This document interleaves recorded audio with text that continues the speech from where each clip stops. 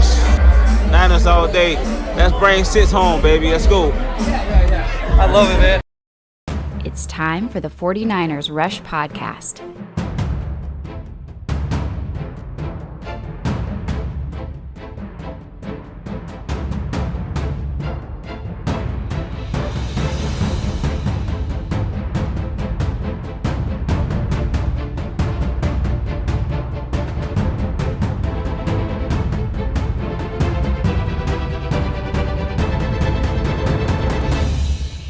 And here's your host, John Chapman.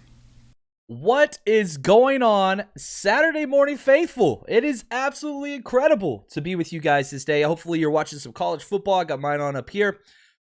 We've got a big game tomorrow. And the 49ers are at this weird, very, very weird kind of precipice moment where you got to kind of figure out who you are. Like, we had the game last week versus the Bears. They did everything that they needed to do. The defense didn't have a great performance, but they won. Offense didn't turn the ball over. Offense didn't punt. Put up lots of points, established a rhythm versus a bad football team. Now, this week, you're playing against a good football team. However, there's an asterisk kind of caveat to that. So the 49ers continue to be in this kind of purgatory place in the NFC. They're half a game out of the last playoff spot, so definitely still in contention. But I don't think that this is one of the games that will define who we are in a positive light. Here's what I mean by that. The 49ers should win. We'll go over the bets and the spread later on. But the spread keeps ticking to the 49ers up to 2.5 points now. It was at 4.5 the other way before the injuries and all those things kind of, took place, whatever else. But again, this is a very winnable game for the 49ers. And we're going to talk about why that's the case. But I do not believe that this is a game that the 49ers can go win and everybody can say, okay, this is a for sure fire playoff team. That's not who we are right now. But the opposite, let's play the other side of the coin here. If the 49ers come up and lose to a backup quarterback, which again, I do not expect Kyler Murray to play. We'll go over both contingencies. But if you do lose to a backup quarterback in division opponent, that's where it kind of gets to the point like, okay, we need to reevaluate certain things. I don't think that means the season's over by any stretch, but it sure as hell means, okay, NFC West division title 1,000% out of the realm of possibility, which it probably already is. But this game kind of, again, you can stay in pace, right? It's a pace game. Because you win this game, you're back to 500, and you finally get to start to see a little bit of what this team is capable of, but even though it's not drawn home yet, because you still haven't beat a good quarterback. That's kind of been the MO of this team so far. You look at the losses, right? Russell Wilson. Right? You throw in Carson Wentz. I think that was a little bit of an anomaly. We had 4 turnovers, whatever. But you've lost 2 good quarterbacks. You need to go beat good quarterbacks. We're not going to get that test today or tomorrow, depending on when you're listening to it. So you got to take care of business. So we're going to jump in a little bit different than most of our preview shows because obviously we previewed the Cardinals just a few weeks ago, but this is a completely different team as they are going to be missing playmakers all over the place. And we're going to detail all of those. We're going to go through previews, predictions. I've got clips from the coaching staff, some players, game tape. We've got a lot of stuff to talk through. Now, let's see here. Yeah, let's jump into this. Doors fan. He says, what do you think about Joe Montana saying Mac Jones was greater than Trey Lance? I think that he kind of said Mac Jones was closer to what Joe Montana was. And with that, I completely understand, their playing styles, things like that. Mac Jones has played really, really well, not taking anything away from him. But you don't go into the draft, and this is the new wave of the NFL. You don't draft for what they are the rookie year. You draft for what they're going to become. And kind of one of the main critiques of Mac Jones, positives and critiques, was he's probably the most NFL ready. However, the ceiling, what does that look like? He's a little bit limited physically. He doesn't have the rifle arm. He doesn't have the mobility. He doesn't have those things, and he's old. By far the oldest quarterback that was drafted. Now, don't take that away from what he is. But when the 49ers already have a Mac Jones, and what I mean by that is Jimmy Garoppolo, very similar game. And you can say, well, Mac Jones is better than Jimmy Garoppolo. That's a possibility. But it doesn't give Kyle Shanahan that extra ump. So if you're measuring your rookie quarterbacks off of the first 8 games of the season, you got to go Mac Jones because he started every game. Their team's record's very similar to ours, but he's playing very, very well. But that's not what it is. That's an incomplete. Trey Lance hasn't played yet. You didn't draft Trey Lance to be the guy this year. A lot of people were saying that. We were never saying that. Kyle Shanahan was never saying that. This is a long-term play. And again, Trey Lance, I think, is 3.5 or 4 years younger than Mac Jones. So at least let's wait till he's at that age that he is now. Let's see where Trey Lance is when he's 24. He's only 21, right? So we've got time. And hey, Joe Montana, love the man. We're giving away a Joe Montana jersey tomorrow. Hashtag CC. So I hope you got him in there because, again, we're giving away Joe Montana jersey tomorrow, which is going to be a lot of fun. But he's not in charge of our personnel. And, yeah, you kind of take that for what it is. I get why people love Mac Jones. I really, really do. What's up, Shot J? He says, Death Wish coffee plus Chapman equals joy-gasm. I love it, man. Tommy, thanks for the gift, buddy. Beat the coward birds.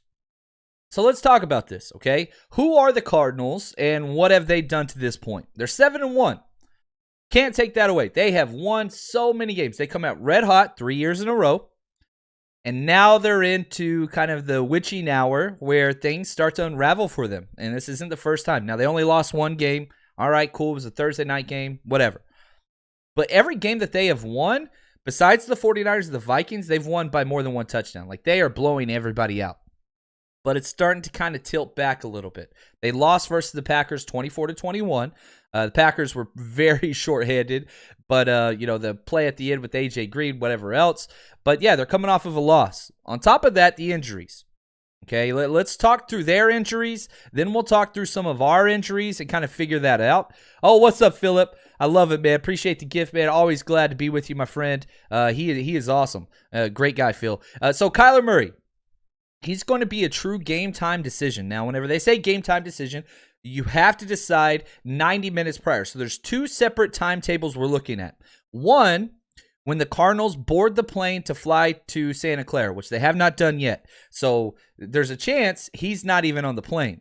Number 2 is 90 minutes they have to decide. So whenever they say like game time, they go out, they play on the field, they kind of go through some light stretches, see how everything feels. It's his ankle that's the issue, which is even more of a problem because he is a mobile quarterback. So, again, if this was, Jimmy Garoppolo, Mac Jones, I don't know, whomever, it's different because so much of his game, very bad O-line, he manipulates the pocket. His ankle, even if he does go, is going to be a problem. That's all that there is to it.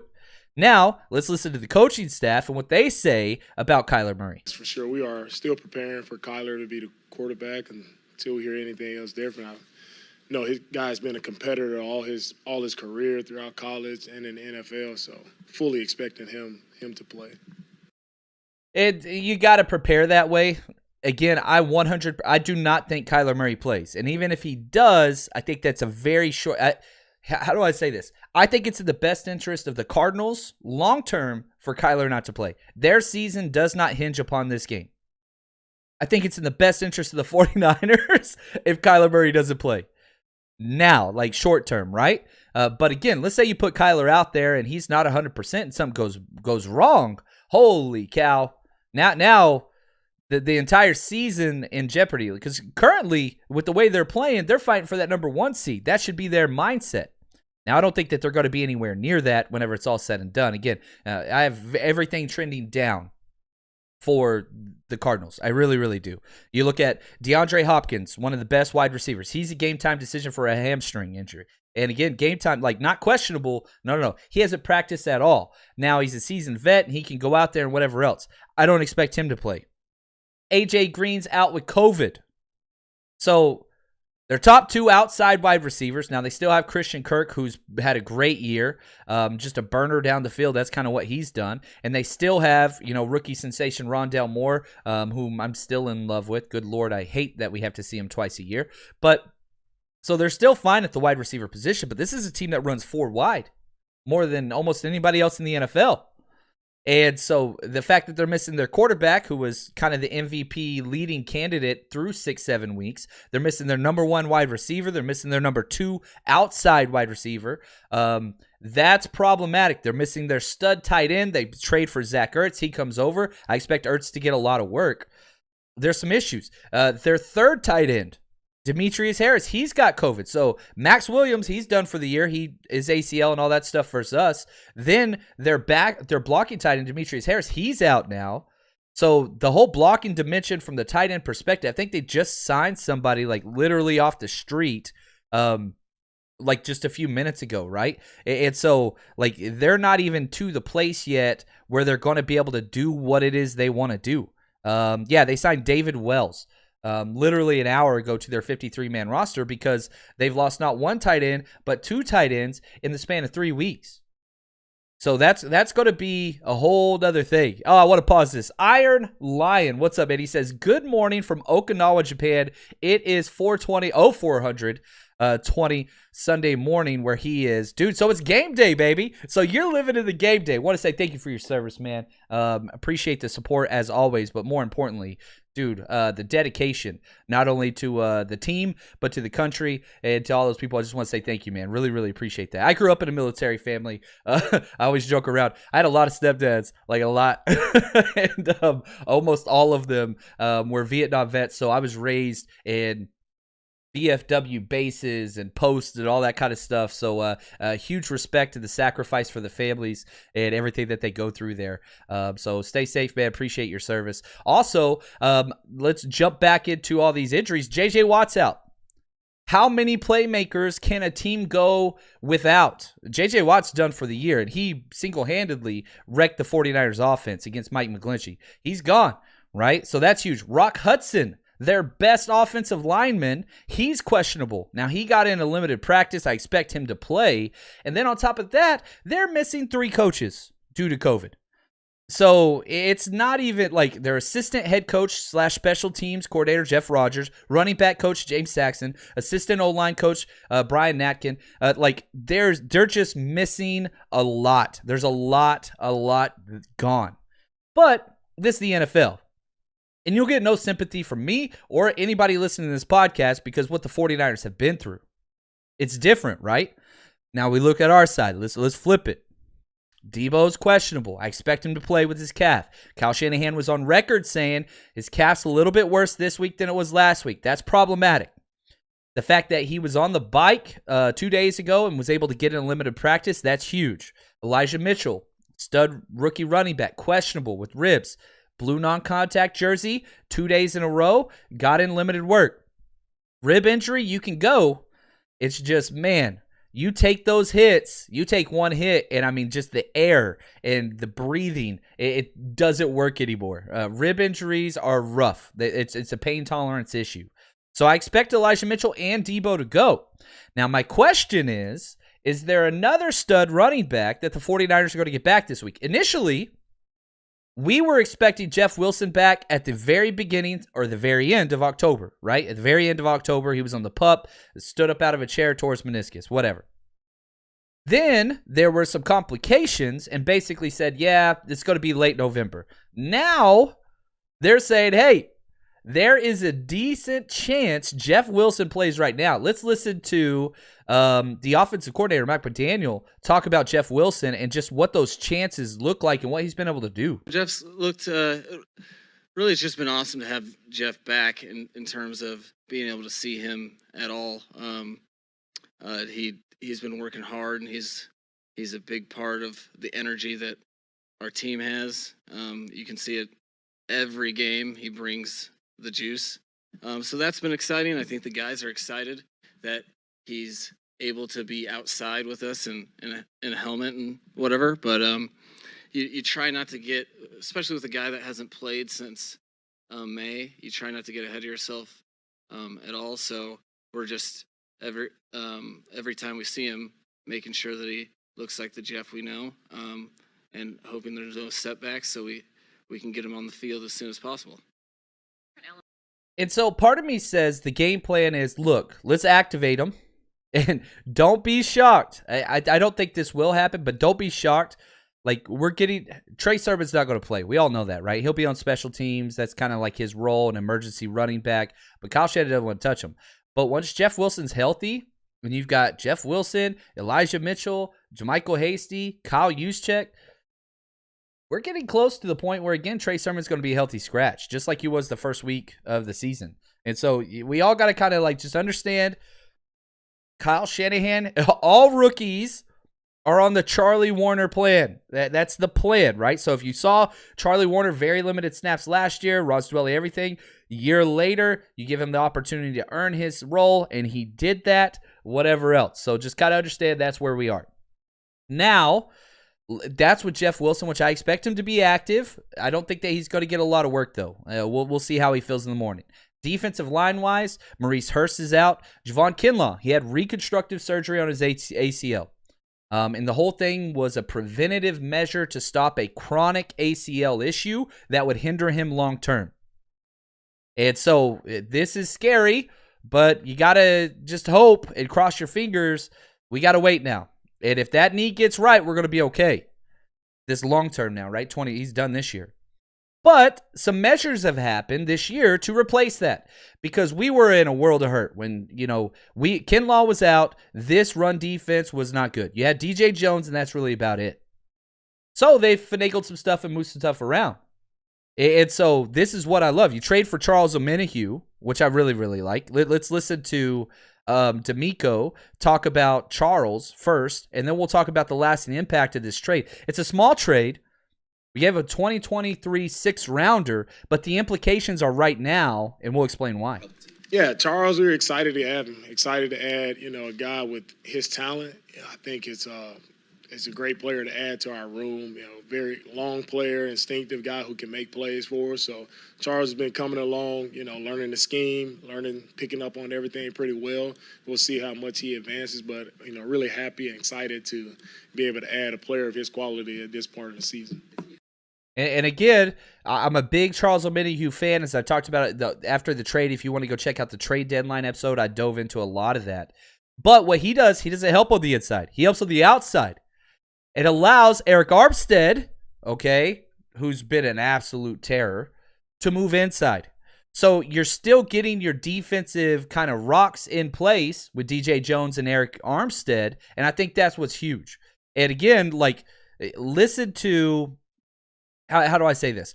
Listen to the coach talk about how long-term what the goal is with Eric Armstead this year. Moving Armstead inside, the thing about him is he's done it before, and he's very good inside as well. And we know his dominance on the edge. Nobody really wants to run the ball to Eric's side when he's on the edge. And now putting him inside, I think Eric was able to make a lot more plays inside this past week, putting him inside, so he can be a productive playmaker for his inside.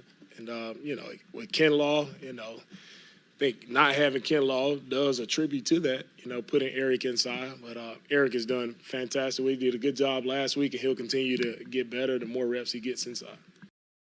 Now, watch, and again, I'm with him. The Kinlaw and Eric Armstead moving inside are a big deal. And if you're one of those people that's he hasn't been dominant on the outside versus the run, he has. Eric Armstead has been dominant against the run nonstop ever since he's been here. Now, the sack numbers, yeah, right, you can detail those. He's still getting pressures. He lives in the backfield. All those things. Watch this. Okay, this is one of our Patreon breakdowns. Watch this play. This is the first play of the game, the first defensive snap of the game. Watch Eric Armstead from the inside and the impact he makes. Right? Basically, what we did is we traded in Eric Armstead for Kentavius Street, and where Armstead would be outside, we brought in Sampson and then rotated over the best player on our team, Bosa, to the strong defensive end. So definitely a lot of adjustment, but what this did was it got Kentavius Street out, and that helped tremendously. Street, how many snaps did he get? Not a lot. He had a poor game. Let's see here what he finished with. I have it on here. It's pretty low. Yeah, 15 snaps. And so I love this adjustment. And watch how Eric Armstead handles the double team on the very first play. On the very first play, he comes out and just completely wrecks it. Look at this. He's got two guys on him, beats it, gets penetration right into the gap, and just shuts it down. And, you clean everything else up. This has been the number one play that teams have had success against the 49ers in the very first play at the outset. Eric Armstead just comes in and wrecks it. And 91 just continues to have just an exceptional year. His sack numbers aren't high, but good gosh, his impact continues to be insane. And I'll say this, and I say this on my breakdowns over and over again. The 49ers defense is the best first down defense in the NFL. The best first down defense in the NFL. So many tackle for losses or 1 or 2 yards. Don't give up big plays. They're incredible. The problem is they're also one of the worst third down, which is way more important, defenses. And if they can just catch on and click, because as an offense, your entire philosophy is stay ahead of the change. Put yourself in manageable situations. Don't stress where you have to make big plays, and that's where turnovers and bad things happen. The 49ers have the first half of that philosophy down pat as a defense. It's 3rd and long almost all game. The problem is, and again, this is part of the philosophy of the defense of the 49ers, build the trenches, and that's going to help the secondary. That has not translated. Okay, that has not translated yet. And who knows? Maybe we'll see something different this game. You got to get off the field on 3rd down. Couple questions. From Mendoza, he says, John, quick question. What does the OC do when the head coach calls the run and offensive plays and all that stuff? So, great. So, a lot of teams, and especially now, this is a move that took place about 7 years ago. Because the offensive coordinator, that's like the chief, right? The crown, whatever. And so then you did a run game coordinator and a passing game coordinator. So usually what happens, and again, they're going to be up in the box. You are charting, okay? How are they lining up to this formation? How many men are in the box?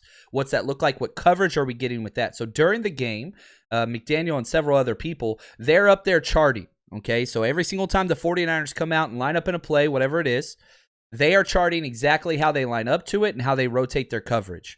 And so then what you try to do is you manipulate, hey, Kyle, if we line up in this formation, backside B gap, if we flow away, should be open, things like that. So you're just scouting and trying your hardest to find, okay, there's little bitty, I don't know how you say it, places that you can attack or vulnerabilities, and that's their job. Now, during the week in meetings and watching film, you're helping draw up plays for Kyle, and Kyle basically gives you the okay, or he says, no, I don't like that. And so you'll implement that. Now, the problem is you only have about 2 days to do that because you start implementation on Tuesday in the NFL. So you've got Sunday, Monday, Tuesday morning, and then it's boom, these are the plays we're installing all week. So it's still, I mean, you're very, very active, but you're right. It's watered down Kool-Aid offensive coordinator, right? He's not calling plays. He designs play, but he doesn't have final authority and things like that. So that is an issue. Now, let's see here. Zach, he says, John, do you think we should stop playing wide nines with Kinlaw out? No, I do not. And I don't think that they're going to. They're going to stick with that because, again, the base of our defense is that defensive edge pressure. And that's a big reason why they trade for Charles Omenihu and not a corner. Because in the 49ers defensive philosophy, which I disagree with, they don't think corner's an issue. They think we have plenty of corners. And they're right. We do have a lot of quantity. We do not have a lot of quality. I think outside of Mosley and K'Wan Williams, there's not a corner that I really trust. I am not the biggest Josh Norman proponent. I understand that he forces turnovers. That's what he does. But that hero ball crap that he does play in and play out. And again, if you watch our Patreon breakdowns, you'll hear me start cussing. Because I just get so pissed off as a coach whenever this guy just does whatever the hell he wants to, and you can see the scheme, you can see the way it's designed, and Norman's just out there like, I'm just going to do my own thing because my instincts say to, which sometimes works really well. He gave up 2 touchdowns against the Bears. He gave up 2 touchdowns versus the Bears because he's just doing his own thing, and so that bothers me. And so whenever you're watching the broadcast and you're like, oh, man, Josh Norman almost tipped that ball. That was just a great pass by Justin Fields. No. If Josh Norman played his damn technique, that play would have never had an opportunity. So do I think there should be changes made? Yes, personnel-wise, 1,000%, but it ain't happening. And John Chapman's not the coach of this team. That's probably good for everybody involved. Luke, he says, what's up, faithful? Hope all is going well, my friend. Appreciate it, man. And I love this. Let's go get this win. Doesn't matter who's playing. Just go get the win and get ready for LA. This is a big 2 weeks for the 49ers season. Now, if you come out of this 1-1, you're okay. You come out of this 2-0, holy freaking cow, buy your playoff tickets. You come out of this 0-2, whoo. That's bad news, man. That means you opened up 0-4 in the division. And you can't do that. You can't do that. Now, if we look at the history, let's jump back to the game now. You look at the history of this matchup, 49ers up 32-28. So a little bit of wiggle room there, not much. But we're 3-10 the last 13 matchups. That's bad. Now, the last game that we lost, barely, we both different quarterbacks. We have a different quarterback starting. They have a different quarterback starting. It's not the same. And if you look at the 49ers at home, we have not been good. 1-10 at home. How are you better on the road than you are at home? And this matters to the players because, again, you can say whatever you want, but you feel the fans. You really, really do. And you want to deliver for your fans, your home crowd. You want to defend your home. And we just haven't done that. Here's Brandon Ayuk talking about, he got asked about the home win loss streak, which is a weird phrase. Listen to what he says. Like, you can tell it impacts the players. A whole bunch of juice at practice, you can feel it. But we're just in the mindset of just getting this thing rolling, despite whatever the streak is for at home. Regardless if it was away game, home game, we're in that mindset of getting this thing rolling. So we kind of feel that more than what people are talking about the home game streak. But we've definitely heard about that. So we know about that, but it's just about stacking them. Stacking wins. Just like you don't stack mistakes, you got to stack wins. And so was the Bears, what was that? Was that the penultimate step that's going to launch us to where we need to be? Or was that just, hey, we played a bad team and we were able to get a W? Who are you, 49ers? You got to streak this now. And that's the issue that we have had. You started the season 2-0. You won 2 games on the road. Then you just freaking tailspun, right? You lost 4 straight. Well, now we got to win. Are we going to go 2-0 again? Is that what we're looking at? Man, if we get that going, I'm telling you right now, man, you win these 2 games, now you're cooking. And that's kind of where you want to be. But again, that doesn't happen unless you win this game. You got to win this game. There's no looking forward to LA. There's no that, and trust me, this is not a quote unquote trap game. When you're 3-4, there is no trap games. You need to be the trap. And it's not a trap game for the Cardinals either because they're missing so many people. They're in, try not to sink the ship mode. That's where they're in. They're in panic mode. Who's this new tight end we just brought in? That's going to be playing 20 snaps without having a freaking practice. That's the mood they're in.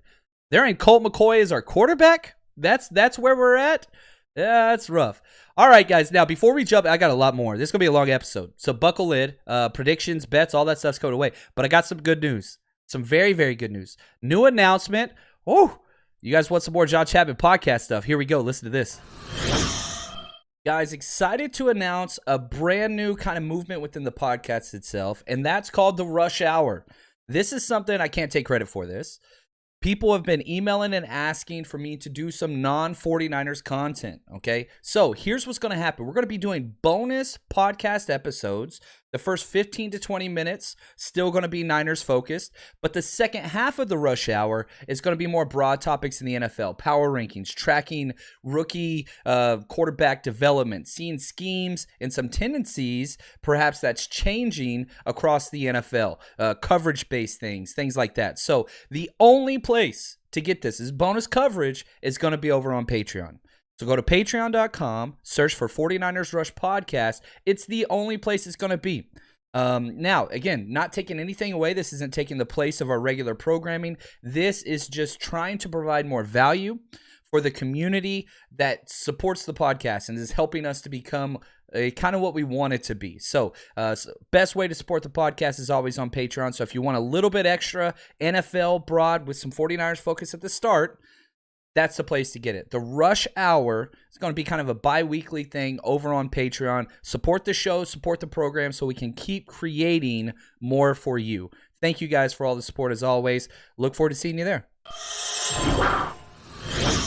Who doesn't want extra podcasts, right? This is all good news. No bad news. All good news. Now, I do want to say before we jump back into the Cardinals, and I think this is very important. Number one, Eddie B's birthday today. Eddie D's birthday today. So congratulations to him. But even more than that, I want to give a shout out to good old BY, one of my favorite players ever, Bryant Young. He got, basically he gets brought up. He's going to be brought in to the 49ers, inducted into the 49ers Hall of Fame, which is so well deserved. In the offseason, somebody was like, hey, could you do a top 49ers of all time? And especially me as a history guy, I spent so much time on this episode. You guys can go back and watch it and listen to it if you want to. Just type in, you can just scroll through the broadcast. But top 49ers of all time. I think it was top 25, but we went all the way to 30 just because I was so enamored with it. And Bryant Young, he came in at number 11. Number 11 in one of the most storied franchises in sports, whatever. It doesn't matter. Dude's incredible. Played for 14 years, 4 Pro Bowls, 1 All-Pro. He had 1 Super Bowl victory. He won the 1999 Comeback Player of the Year. Again, we're talking about BY here after that terrible injury. 1990s All-Decade team. He had 89.5 sacks from the inside. Just as consistent as possible, even in the midst of that injury. And who knows? Maybe, I don't even want to do it. We got a young DT hurt. Hopefully he can come back just like Bryant Young did and kind of bring that about. But just want to say congratulations to him. Love it. What's up, Delta? I see you in the chat, man. I love it. Absolutely love it. Let's see here. Luke, he says, John, are the podcasts going to be live or pre-recorded? Is there live chats? Yeah, that's a good question. One I haven't thought about too much. The first couple might be recorded just because I'm going to be working with some co-hosts and different things like that to get that set up. But yeah, there's no reason why I can't make that go live and create that. I mean, we've got the community. We have over 300 plus Patreon supporters now, which is awesome. So, building that community and helping them to interact together, I think that's awesome. And so I think that's a great idea. So that's going to be there as well. Tommy, oh man. I want to mark this. It is now currently 32 minutes into this podcast. Tommy, he was the first to bring up Odell Beckham Jr. I think that's a testament to this podcast and how educated we are. And yeah, let's talk about Odell. Philip, he says, when will the rush hour play? Yeah, I've got to get this scheduled. And again, as soon as I get one, the problem is right now, I'll just be really, really frank. My high school season's over. Okay, we did not make the playoffs. We didn't get close. But my youngest is now playing flag football, so their games are on different days. So my schedule, I can't say okay, it's every Thursday, whatever else. Unfortunately, I just can't. So sometimes I'm gonna have to record early in the morning, but we're gonna be getting that out. And again, Philip, you're great with the notes, man. So you let me know what you want covered, and we'll get some of that thrown in there. As always, guys, what y'all want, that's what we create. This wasn't my idea. This was, hey, John, you should do this. And from a Patreon, it was like, yeah, let's do that. Met with my buddy Dell, who helps with everything, and just kind of finding ways to create that. And again, if you're just part of Patreon now, you get access to it. There's no extra whatever. We're just trying to create more value for that. But Tommy, he says, are the Lambs signing Odell Beckham Jr.? Couple things. The team that gets Odell Beckham Jr. is set up by the waiver wire, which is worst record to first, right? So Detroit with no wins, they at first option at him. The 49ers are 12th. So 11 teams will have to pass on Odell Beckham Jr. before we even get the opportunity. Second thing, if you claim him off waivers, you have to take that contract. What's that contract? $7+ million versus the cap this year. The 49ers have $2 million cap space available. Now, you could always finesse that. So let's say you get the opportunity, you claim Odell Beckham Jr., you could move some contracts around, you could sign him to a new deal, you could flex all those different things. There's lots of ways to do that. So that doesn't mean the 49ers are out of it. However, Seattle Seahawks are ahead of us. They have a worse record. They would have to pass. Several wide receiver needed teams would have to pass. Now, for the Lambs to get him, as you say, he's basically going to have to clear waivers, which is a possibility, meaning no team puts in a waiver on him. Then he would get to choose the team he signs on, and they would do a new contract. That's the process. So for the 49ers to get him, you're going to have to claim him because he's not going to want to sign with the 49ers. We're a run-heavy offense. He'd be the wide receiver 3, which is what he was basically in Cleveland, and he hated it. We don't have a deep passing game. I don't understand why Odell would want to come here. Do you want Odell Beckham Jr., who has forced himself out of 2 different franchises? One of them is a winning team in the Browns. One of them was not in the Giants. Do you want him around Brandon Ayuk?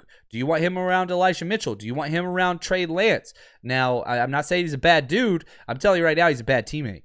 That's just the reality of the situation. You don't walk out of your team, I don't know, man, all because you're not getting enough targets. That's not what it's about. Are you winning? That's what you should care about. They were in the playoffs last year. They got a playoff win last year without him.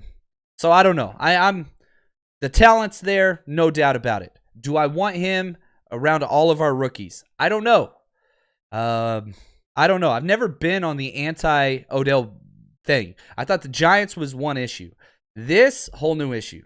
Do we want his dad tweeting out stuff whenever he doesn't get the targets that he wants, and LeBron and all that? Ugh, gosh, I don't know, man.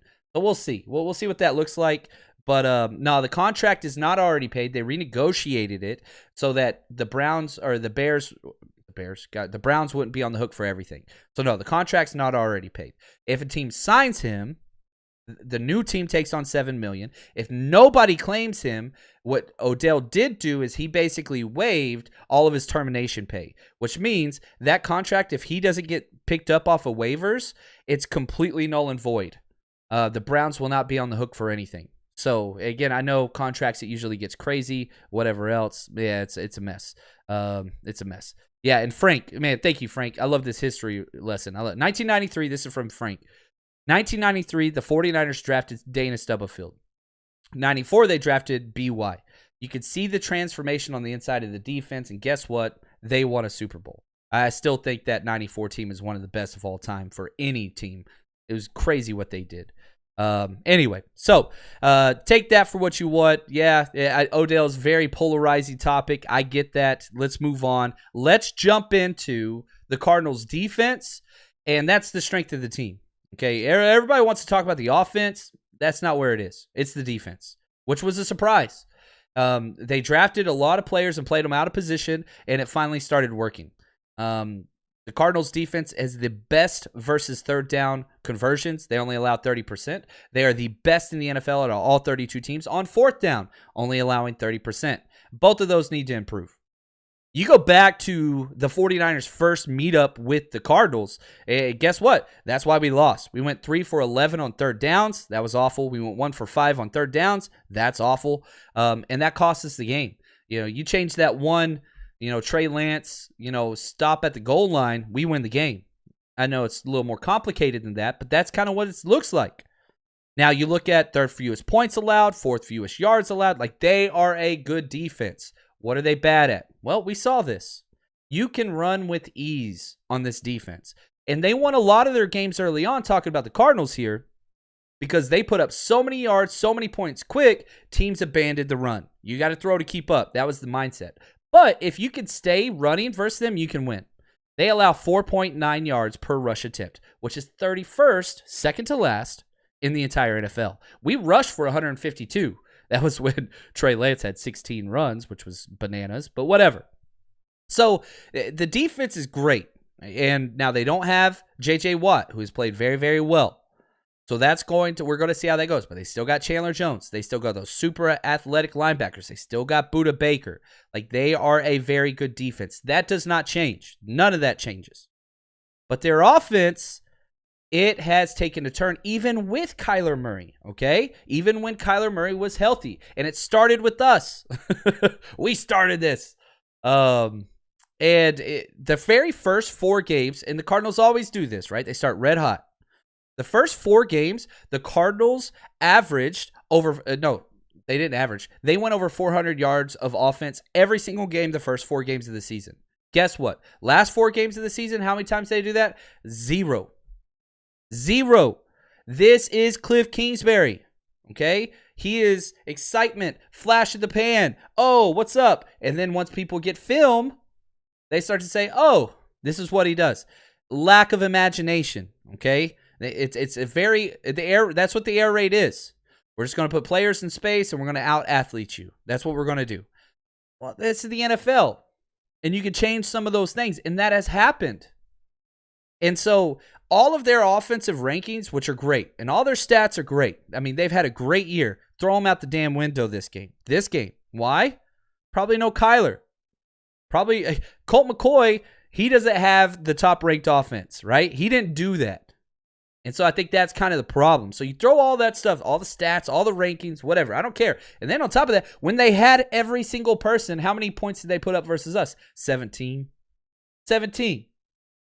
So we already not necessarily have their number, but we play them very, very tough. Our defense plays them very, very tough. The coverage linebackers we use, very, very tough. Now, we don't have Jimmy Ward. That's probably the biggest issue that we have. But, hey, let's listen to them talk about, so what if it's Colt McCoy, Kyler Murray, what's that mean? I don't think it's an advantage or disadvantage one way or another. It's an opponent that we know, pretty well. We play against them twice a year, every year, so pretty familiar with what they do schematically. So it's not an advantage one way or the other. We are excited to get back and play these guys. Didn't like the outcome of the last game, so it's good to try to get that bad taste out of your mouth as quickly as possible. So excited to go against them again. Know they're a great team, and we're up for the challenge. And so I think that's the correct way to handle this moving forward. Now let's talk about Colt McCoy. Who is Colt McCoy? I'm a Longhorn, man. He's a 49ers legend, right? He was with us for a year. I love this kid. I shouldn't say kid. He's like 35. He hasn't attempted a pass for the Cardinals in a game. Last year he started 2 games for the Giants and went 1-on-1. What are his career numbers? He hasn't been good. He was a 3rd-round pick to the Browns. Why do we keep talking about the Browns, man? Career numbers, 30 touchdown passes. That's it. 28 interceptions. Not good. 60% completion percentage. 8 wins, 22 losses. I know wins, losses, not necessarily quarterback stat, but he hasn't had success. I do love this man very much as a Longhorn. He brought a lot of happy memories to my family. But I do like how he's made money. I love seeing people get paid. It makes me so happy. The fact that this dude has been bad, but is still in the league, made over $20 million as a career, despite he's basically getting $1 million per touchdown pass. He's not good. He's not good. So what is his game? His game is he's actually mobile, but not like Kyler mobile. And he's basically like a Jimmy Light. And what I mean by that is quick dink and dunk passing. Just get the ball out and don't cost your team the game. That's his entire MO. That's what he's been since he's been a pro. He can throw the ball decent, but he doesn't have a rocket arm by any stretch. That's just kind of who he is. So the 49ers need to take advantage of that. The D-line needs to take advantage of that. You can kind of pin your ears back a little bit and see what happens. He's not an explosive, dynamic quarterback. And again, whenever your only 2 wide receivers for the Cardinals are going to be Rondale Moore, which you can do all the shift stuff back there with him, that's fine, and Christian Kirk, who is just basically, Ted Ginn. That's what he is. Just, I'm going to fly down and streak it. Colt McCoy can't hit that. That's not his MO. What's that going to look like? It all plays out very, very favorably for the I almost said the United States there. I was reading the comments. Sorry. For the 49ers and their defense. Cage. What's up, Cage? Oh, man, this is a good one. He says it would be a lot of fun to see you on a clickbait sports podcast with like Perna, Grossi, Scooter, and all those guys. Would you ever be interested in that? I'm fine being on that stuff. But here's what I want to say. And, I'm a guest on so many different podcasts, and I love that, especially in the off season when I actually have the time. Next year, when I'm not teaching and I'm doing this full time, I'm going to be able to do that a lot more. On ESPN, on KNBR, a bit on all those. Like I love that, but I turn them down during the season because I have to teach. They all want things during business hours. I can't do that. But I'm fine doing that stuff. I'm not going to change who I am, though, right? So, again, where does Perna and all those guys start with? Okay, how do I piss people off? How do I whatever? That's what I don't start there, and I'm not going to start there. But I could respond pretty quick. Being a teacher and all that stuff, you get to be quick-witted. And so I can bring a little bit more humor. I try to treat this as a family friendly show without, whatever else. But yeah, man, I can spice it up a little bit and have a good time with those people. And that's my thing. I really love people. And if you've come to any of the 49ers Rush hangouts and all that stuff, I just love people. I really, really do. Whether I'm teaching, it doesn't matter. I want to learn stories. I want to interact. Doesn't mean I like everybody. Anyway, take that for whatever you want. Dean, man, really appreciate the gift. He says, hey, my guy, much love, bro. Much love right back at you, Dean. I love it. Tommy, our defense made Fields look like Steve Young, Michael Vick. It did, man. He looked really, really good, but his passing numbers were bad. And I'm going to talk about this a little bit once we get down to what our defense did versus the Bears, because, Justin Fields ran like crazy and was incredible on 3rd downs, but we always buckled up once we got in the red zone. That's kind of who we are. We're a red zone, bend but don't break defense. that tries to get teams behind the chains. We just can't capitalize on third down. But I'm telling you right now, like the makings are there. Like if I just did a cut up of the 49ers defense on first down, you're saying, oh my gosh, dude, this is the 85 Bears. This is the 2019, 49ers defense. That's what it is. The problem is it's not sustained because of poor cornerback play.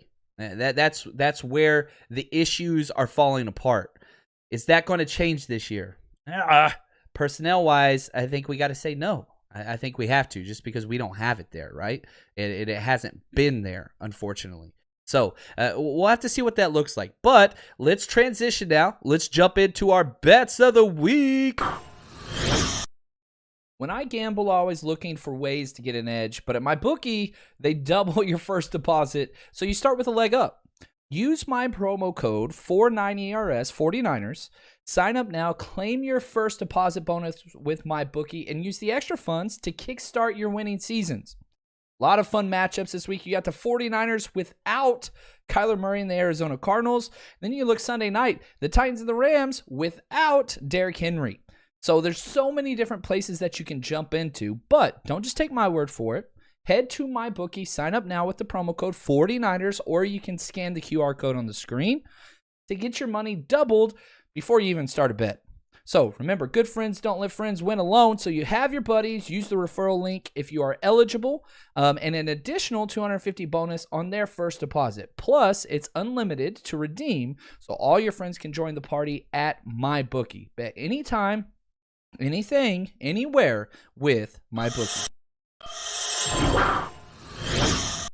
All right, let's talk some Vegas lines. The line keeps moving towards the 49ers. Currently, the 49ers are minus 2.5 points, which means we're favored by almost a field goal. The over-under's at 45 points combined. Now, if you listened to earlier, like usually we do our bets of the week, I told everybody on Tuesday, like, bet this, get in now whenever it was break even. I think we were 1 point. We had 1 point. Like, I keep hitting it every single time. So I've got a lot of money on this game, and I feel very, very confident in that, even if Kyler Murray plays. So I'm betting the money line. I'm betting the spread. I'm taking all those things. And I'm including us on our teaser game. Okay, so a bet of the week is a 2-team teaser plus 7 points. Okay, so both of these games have to happen. We've struggled a little bit with teasers this year, but man, I feel very, very good. I bet pretty heavy on these. I'm taking the 49ers versus the Cards. So basically you get 7 points on top of the spread. So the 49ers get 4.5 points versus the Cardinals, and I'm taking the Bills versus the Jaguars. Now, that is a huge spread. So even with 7 points, the Bills minus 7.5. So they still need to win by more than a touchdown versus the Jags. The Bills are playing some really good football. So bet 10 to win 7. You can multiply that however you'd like to see fit, or how much you'd like to risk, whatever you're comfortable risking. Obviously, I'm betting the 49ers to score first, bet 5 to win 3.7, and I've got a bunch more 49ers bets that I've got going on. If you want those, again, I throw those up on the Patreon. They're already loaded up over there. So, as always, we're trying to direct you over there. That is the community building place. All of the content you've ever dreamt about, I think I used that right, is all there. So head over there, patreon.com, 49ers Rush Podcast. Subscribe there, and you get access to everything immediately. You don't like it? Let me know. We will refund your money. 300-plus people really do appreciate all of the support that's there. Now let's get into some of these predictions. Because, again, lots of things changed today. Do you notice I haven't said anything about George Kittle yet? How the hell is that possible? The best tight end in football, the leader of the offense, the vocal leader, the playing leader. This guy changes everything. He is finally back. Be the leader I'm supposed to be the leader I want to be happy, give the guys energy, talk them up, help them out when I need to. I mean, it's different when you're not on the field with them because you're missing a lot of time, whether it's practices or games. But whether it's, meetings, just being around the building, just try to be the same guy, as much as I can be. But like I said, it's difficult when you're not out there. And, I guess not playing for a while, you can definitely be a little bit moody. But I try to not be as moody as Joe Staley and just, have a smile on my face as much as possible. Try not to be as moody as Joe Staley. I love George Kittle. Look, he does it to all of us, right? press conferences are boring. And shout out to Juan Solis for filtering and cutting those clips and getting them to us. He's just the best in the business. And if you're coming to LA to party, man, Juan's going to be there. So you get to see the man behind the whole freaking thing, which is going to be awesome. He's a good dude. I'm so excited to hang out with him and with everybody with the 49ers Rush road trip. But getting Kittle back matters, okay? In the run game, it matters. He's so good blocking. In the pass game, it matters. Because now, guess what? You can't just load up on Debo, and it just creates such a huge dynamic in the passing game. And I mean, it just changes everything. It really, really does. From pass protection to run blocking to pass receptions and yards after the catch. It changes it all. And trust me, George Kittle's best games have come against the Cardinals. His kind of arch nemesis, right, is Budda Baker. And so he gets to play against that dude. And he has definitely had his best games against him. Hopefully that continues. Also, we didn't have Jimmy Garoppolo last time we played them. Jimmy's had some good games against the Cards. So excited to see what that's going to be. Now, here's my key to the game. And I think 2 of these things will happen, if not all 3. As long as one of the following 3 players is active, okay, and plays, Debo, Elijah Mitchell, or Jeff Wilson, I have the 49ers not only winning but controlling this game. I really, really do. And on the flip side, even if Kyler Murray, DeAndre Hopkins play, I don't think the 49ers have the issues with mobile quarterbacks that we did last year. Remember, Kyler Murray had 1 rush yard versus us. That's it. And he was healthy. Now he's not healthy. So, and again, going back to Fields and what he was able to accomplish, he went nuts on the ground. He went off. But those were some freak plays, man. Those were some freak plays. And give it to Fields. He created those plays. But he was very limited in downfield throws. We kind of took that away. And we didn't have any pass interference. So if we clear that up, we're going to be all right. And Kyler on a busted ankle is not doing what Kyler wants to do. I'm just telling you right now. That's not what it is. So I think the 49ers defense eats this week. I really, really do. Especially because I don't think Kyler's playing. And we stop all that pass interference BS. Get a couple turnovers. That's going to be key. Now, back to the Cardinals. And I think this is important. Listen to this of the past 3 years. Not 1 year, not 2 years, not 3 years. Here we go. In 2020, they were 5-2, one of the hottest teams in the NFL. Then they went and lost 4 out of the next 5 games. So again, after that 7 game, they hit a wall. Okay, 2019. They won 3 straight games in weeks 5, 6, and 7. Then they lost 6 straight. In 2018, they lost 8 of their last 9 games. This is who they are. And whenever you're in a program like that, you're in a locker room, you're in a coaching staff like that, it's, well, here goes again. Here goes again. And that mentality is present. Oh, well, we always do this. And so when something bad happens, especially when you have a young team and a young coaching staff and all those things, here we go. And now you got guys like J.J. Watt, who's not there, who is a leader on the defense. So you take away that captain, that vocal, everything on the defense, right? You lose that. The 49ers gain that on offense. Do you see what I'm getting at here? I'm telling you right now, and you guys can say, oh, Chapman, you always pick the 49ers. I don't always pick the 49ers. And I wasn't planning on picking them this week. But, man, as it just keeps the narrative and all those things, you still got to show up and play. And I think the 49ers got to show up and play. Now, who are the 49ers? I think we're an average football team, slightly above average football team. I think that's who we are. I think we're a team that struggles versus good quality quarterbacks. That's who we are. Guess what? We're not playing against a good quality quarterback. And we're playing against a team that is very injury riddled. And again, in that, oh man, here goes, are we doing it again moment. No Kyler Murray, no DeAndre Hopkins, no J.J. Watt, no A.J. Green. 2 out of 3 of their tight ends are gone. Best O-lineman's injured, struggling through it. I think that's who this team is. And so while their defense is still going to be great, I don't think it's going to be complimentary football. And because of that, I'm telling you right now, I got the 49ers winning 27-17. I don't even have it that close. I don't think it's going to be that close. I think the 49ers come out and answer business, and this turns into one of those steak moments that says, hey, let's go. Who are we? We're 4-4. We corrected the ship, whatever else. Now, we'll be live right after the show. And if I'm wrong, charge me up, please. There's nothing better than I like the roasting of John Chapman. That's why my cheeks are so red, right? But I really do feel confident in this game. I'm telling you right now, it was a bad matchup for the Cardinals. They should have lost that damn game with Trey Lance, and we were hindered. We didn't even run our whole offense. A lot of that's on Kyle, but now we got Jimmy back. He's coming off of his best game he's had all the way since the Saints game back in 2019. I think you still got to cook. And again, Jimmy has had 2 of his best games against the Cardinals. So that's what I got. I appreciate all of you. Hopefully you guys had a great time. And again, we've got a lot of stuff going on Patreon. Head over that way. But man, be with us right after the game. We will be live for some 49ers therapy or 49ers celebrations. We'll have to see what happens. But I got the 49ers winning. Thank you guys for all the support, the energy. I love it. And reminder, we're giving away a Joe Montana jersey right after the game. So come with us live, see if you win. Good luck to everybody. Only one person wins, unfortunately. But I want to say thank you, and as always, stay strong, faithful.